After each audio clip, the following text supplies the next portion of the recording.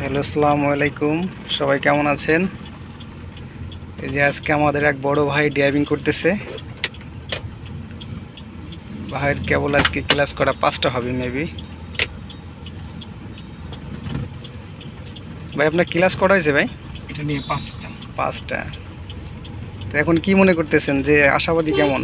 ইনশাআল্লাহ আরো 5টা করলে পুরোপুরি শিখে যাবে। ইনশাল্লাহ।